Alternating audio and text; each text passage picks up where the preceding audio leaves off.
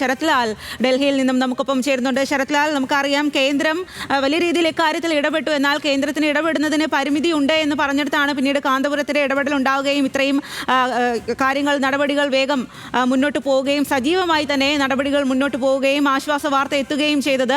അപ്പോൾ ഇക്കാര്യത്തിൽ കേന്ദ്രത്തിന്റെ ഇടപെടൽ ഏത് രീതിയിലായിരുന്നു? കേന്ദ്രം ഏതെല്ലാം ഘട്ടങ്ങളിലാണ് ഇടപെട്ടത്? ഏതെല്ലാം തരത്തിലാണ് ഇടപെട്ടത്? സ്വാതി, വളരെ പ്രധാനപ്പെട്ട ഒരു വിവരമാണ് ഇപ്പോൾ പുറത്തു വന്നിരിക്കുന്നത്. ഏതായാലും കൊല്ലപ്പെട്ട കൊല്ലപ്പെട്ട യമൻ പൗരന്റെ കുടുംബം ദയാധനം വാങ്ങിച്ചുകൊണ്ട് മാപ്പ് നൽകാൻ തയ്യാറായിരിക്കുന്നു. അതനുസരിച്ച് വധശിക്ഷ റദ്ദാക്കാനുള്ള നടപടിക്രമങ്ങളുമായിട്ട് യമനിലുള്ള ഭരണകൂടം മുന്നോട്ട് പോകുന്നു എന്നാണ് വളരെ പ്രധാനപ്പെട്ട വിവരം. ഇത് സംബന്ധിച്ച് കേന്ദ്ര വിദേശകാര്യ മന്ത്രാലയത്തിലെ ഗൾഫിന്റെ ചുമതല ആസിമാർ മഹാജൻ നമ്മളിപ്പോൾ അല്പസമയം നമ്മൾ സംസാരിക്കുന്നു. അദ്ദേഹം പറഞ്ഞത് ഇത് സംബന്ധിച്ച് ഔദ്യോഗികപരമായിട്ട് യമനിൽ നിന്നോ അല്ലെങ്കിൽ മറ്റോ നമുക്ക് വിവരം എന്നാൽ അനൌദ്യോഗികമായി, അതായത് ഇറാൻ എംബസിയിൽ നിന്ന് ഇത് സംബന്ധിച്ചിട്ടുള്ള ചില സൂചനകൾ ലഭിച്ചു എന്നാണ് അദ്ദേഹം പറഞ്ഞിരിക്കുന്നത്. അദ്ദേഹം AS ആണ്, വിദേശകാര്യ മന്ത്രാലയത്തിൽ ഗൾഫിന്റെ ചുമതലയുള്ള AS ആണ്, അഡീഷണൽ സെക്രട്ടറിയാണ് എക്സ്റ്റേണൽ അഫയർ മിനിസ്റ്ററിലെ. അദ്ദേഹമാണ് ഗൾഫിലെ ഇറാനും അതേപോലെ തന്നെ യമൻ അടക്കമുള്ള രാജ്യങ്ങളിലെ കാര്യങ്ങളിലെ ചുമതല വഹിക്കുന്ന വ്യക്തിയാണ്. അദ്ദേഹം പറഞ്ഞ വളരെ പ്രധാനപ്പെട്ട ഒരു കാര്യം കൂടിയുണ്ട്.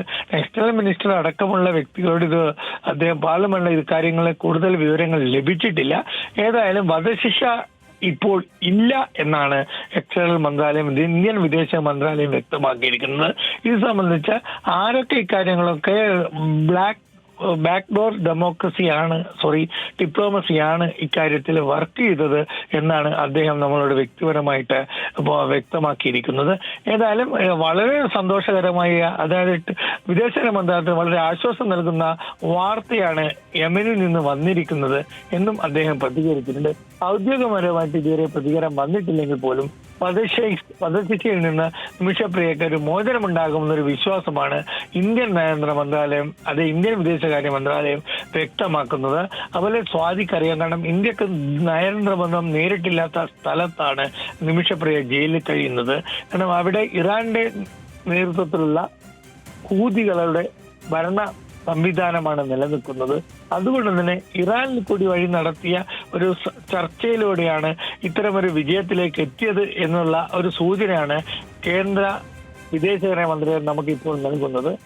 അഡീഷണൽ സെക്രട്ടറി വിദേശകാര്യ മന്ത്രാലയത്തിന്റെ മഹാജന് നമ്മളെ വ്യക്തമാക്കുന്നത് ഇത് തന്നെയാണ്. കാരണം ഇതൊക്കെ ഔദ്യോഗികമായിട്ട് പുറത്തു വരാൻ സമയമെടുക്കും. കാരണം ഇതിലെ ദയാധനം കൈമാറേണ്ടതുണ്ട്.